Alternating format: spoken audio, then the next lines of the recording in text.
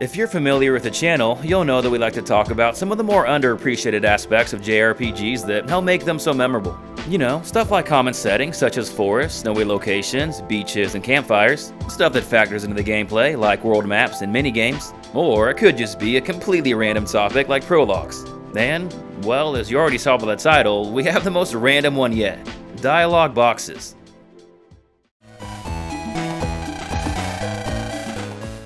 Yeah, really scraping the bottom of the barrel for content ideas these days, aren't we?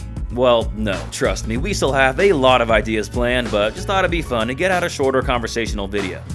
With all that said, for the remaining 17 people that still have the interest of, let's just go ahead and cue the intro. Sit back and relax, my friends. The light is your guide. The dream is what keeps you going.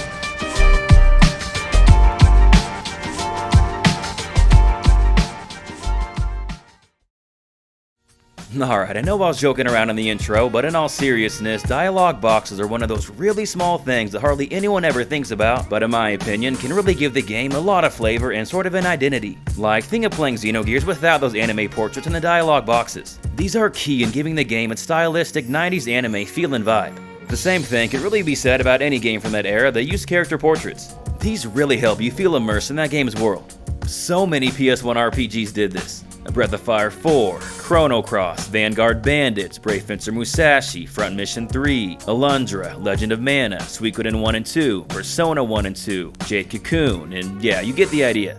Hell, games like Azure Dreams and Valkyrie Profile even show more than just a portrait. Regardless of the exact way they're implemented, they always fit the vibe of the game very well. Bonus points that they include different expressions to represent the character's emotions. The Grandia series is excellent with this. I mean, just look at all the expressions Justin alone has. These were great ways to work around hardware limitations that would have otherwise made it difficult to show how the character is feeling through in-game models alone. Of course, you can always animate the sprite, but still, having that facial expression to go along with it goes a long way. It just showed the developers went the extra mile, and I respect that. The PS1 Final Fantasies are some of my all-time favorite RPGs, but sometimes I just can't help but think how cool it would have been had they included the character portraits from the menu screen in the dialogue boxes. I mean, the work was already done, so why not? Plus, Final Fantasy Tactics included them, and they looked great. And by the way, do these dialogue boxes look familiar to anyone? Yeah, it's the same one we use in our post-credits lore. Stay tuned at the end of this video. Anyway, back to what I was saying earlier about games that have portraits on their menu screen but not on their dialogue boxes. The same could also apply to previous Final Fantasy entries and even other games like Chrono Trigger and Wild Arms 2. The portraits are already made, just put them in the dialogue box. They're not wrong for this, it's just a stylistic choice, but to me personally, it's hard to imagine a scenario where the inclusion of character portraits would not be a good thing. Like, take Emerald Dragon for example. The game's not bad on its own, but the highly detailed portraits next to the dialogue boxes help give the game a very strong atmosphere. Because of this, these might be the very best dialogue boxes in the 16-bit era next to other RPGs like Phantasy Star 4 and Shining Force 2. Hell, the ones in Shining Force 2 even blink and move their mouths with the text. There's also different text sound depending on the character talking. Like, listen to Chester and Sarah talking at the beginning of the game.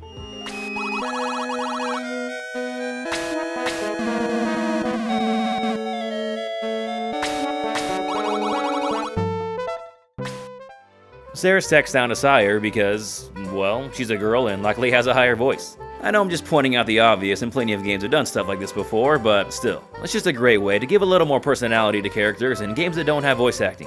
Phantasy Star 4 even took this a step further with those comic book panel style cutscenes. This is an extremely emotive way to present dialogue that really only works in retro style games.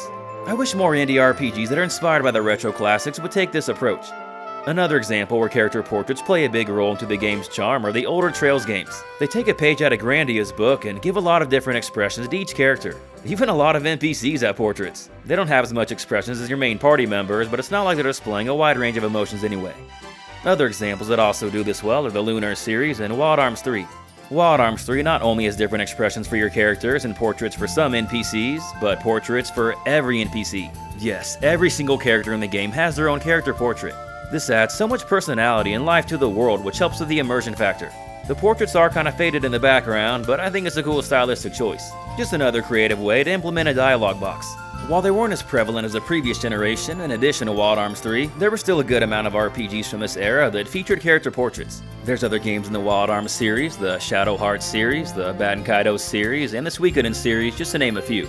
The Suikoden series in particular always really impressed me with this, as they had to do it with 108 party members in addition to a handful of NPCs. Other RPGs couldn't even be bothered to do this for like 5 characters, and here Suikoden is giving us over 100. Just awesome stuff. With all that said, unfortunately, character portraits are kind of becoming something of a lost art over time with newer RPGs. Remember what I said earlier about how they can be great ways to work around hardware limitations and express emotions? Well, with how good graphics are nowadays, this is no longer necessary, at least for the games with more realistic style graphics. More anime-styled RPGs like Persona 5 and Three Houses still hold this down well though, along with various indie RPGs. Tales of Arise kind of went for an in-between approach. In the Tales of series, there's these things called skits, which are optional conversations you can occasionally trigger. These go beyond just showing character portraits and dialogue boxes though. They're all animated to a degree to sort of act out the scene. Older entries will have the portraits moving around the screen in fitting ways, while newer entries will have more of traditional 2D animation. The newest entry, Tales of Arise, gave us a different take on these skits. They're no longer 2D, but rather now in 3D in kind of a comic book style. It's kinda like a 3D evolution of those comic book panel style cutscenes from Phantasy Star 4. Maybe not as cool in my opinion, but you get the idea. I don't think these Tales of Arise skits look bad, I get what they were going for, however I do prefer the dialogue boxes and 2D style of the previous games. Alright, enough about all that though, let's talk about the actual box itself. Generally, these fit the look and feel of the game pretty well. For example, Paper Mario has those cartoony speech bubbles, Final Fantasy Tactics has that parchment paper type look, and stuff like that. This is just Design 101, so yeah, not that crazy of a concept. What about when they let you change the box though? Everyone knows the iconic blue box from Final Fantasy VII. I mean hell, we even use it at the beginning of every video with our like and subscribe notification. But, did you know you could change the color? You can change it in each corner to create some interesting combos. I always liked experimenting around with this. You can create the vibe you want, it's cool. Star Ocean the second story did the same, and I'm sure many others did as well. And yeah, I know that Final Fantasy VII was not the first Final Fantasy entry to feature the blue text box, as literally every other game in the series did before this. However, Final Fantasy VII was my introduction to the series, so I'm always going to associate it with that game first and foremost. 8 and 9 did switch this up though. These games gave us gray text boxes, though 9 did give us the option to turn them back to blue. While I do prefer the blue overall, I think the gray in 8 fits the vibe of the game very well. They contrast nicely with the more vibrant, colorful backgrounds. For 9 on the other hand, I think both options work well enough. Oh yeah, 6 let you change the colors as well, forgot to mention that. Earthbound's another Super Nintendo RPG that lets you do this. There are these flavors you can select that change the color scheme. Good amount of options to choose from too, pretty cool. I'm skipping ahead a couple generations, Tales of Symphonia not only let you change the color, but the background of the box as well. But hey, why just stop at backgrounds? Some RPGs like the Suikoden series and a lot of the older Pokemon games let you customize their window frames. I think the best game to do this has gotta be Chrono Cross. The changes in the other games are pretty minor, but in Chrono Cross, these are huge. There are 15 frames in total, and they're all very different from one another. In fact, it's kind of inaccurate, the game just calls them window frames as the backgrounds change too. My favorite one is definitely the Tropical Paradise. For obvious reasons, it just fits the atmosphere of the game so well. You know, people commonly cite Chrono Cross as having one of, if not the best OST in the genre, but with its customizable window frames and awesome character portraits, I'm just gonna say it. I think it's got the best overall dialogue box in the genre as well. To me at least anyway. The only thing it really lacks in my opinion are different character expressions, but no well, can't have it all I guess. Another favorite dialogue box of mine is the one from Persona 4. It's got a sleek look, there are different character expressions, the warm colors fit the vibe of the game well, and yeah, it's just good stuff. I even like the little symbol at the end of the text. I love when games do this, it just adds a nice little flair. The blacksmith hammer from Thousand Arms instantly comes to mind. These symbols signify the end of the text, but what about the actual text itself, or rather, the font? This sounds like such a minor thing, but it does make a big difference I feel. I mean, to this day, people still complain about the font used in the Steam and DS versions of Chrono Trigger. This is such a big deal to some people that the Final Fantasy Pixel remasters gave you the option to turn them back to the old pixelized version. Sometimes it's not just the newer updated font that gets criticized, but the original as well. While it never really bothered me, and I do actually like it, nostalgia probably playing a bit of a role there, a lot of people did not like the font in Wild Arms 2. I do get the criticism, it can be a little hard to read at times. On the flip side, for another PS1 RPG, the font in Vagrant Story looks amazing. It's a very stylistic choice and fits the atmosphere of the game damn well. I know I mentioned earlier in the video how it's hard to imagine a scenario where the inclusion of character portraits would not be a good thing, but, well, this is one of the few exceptions. The speech bubbles in the font are just perfect as is. Another game that handles its dialogue box perfectly in my opinion is Undertale. It's got character portraits, different text sounds for each character,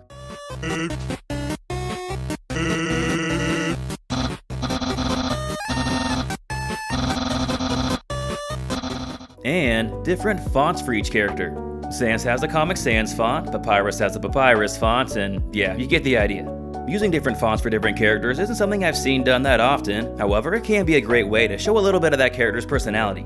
This really wouldn't work in a game with a shit ton of characters, but in a smaller contained world like Undertale, it works well.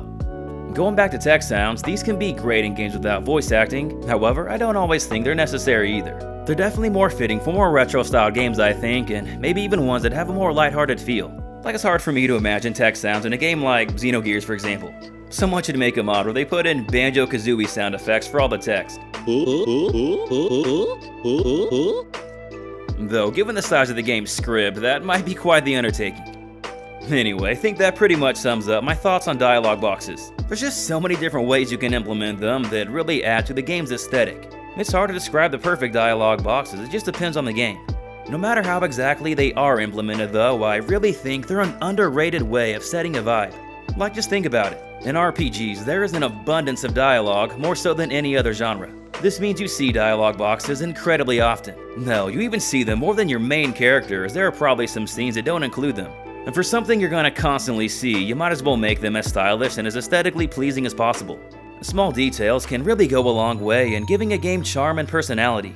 Honestly, as weird as it sounds, sometimes when I think back on an RPG, one of the first things that pops to mind is how the dialogue box looks. There's just something to be said about the lasting impression they can leave on a player without them ever really realizing it, you know? And dialogue boxes may not be the most exciting thing in the genre, hell, something really no one ever talks about, but when taking a step back to look at the bigger picture of what helps make an RPG so memorable, sometimes it's the little things that matter.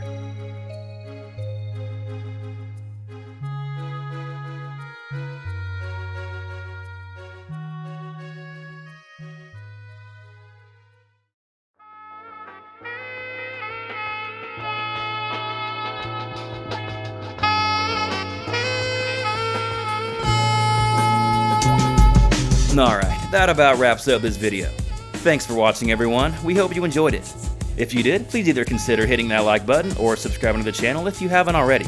Yeah, didn't think I'd be able to stretch out a topic as obscure as this into over 10 minutes, but here we are.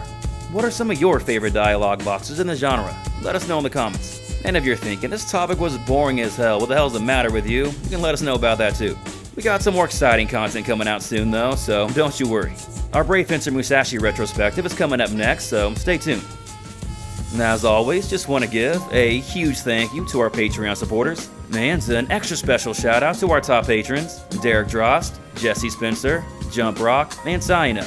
All of your support and generosity is very much appreciated. Other than that, thanks again for watching everyone, and hope you have an awesome day.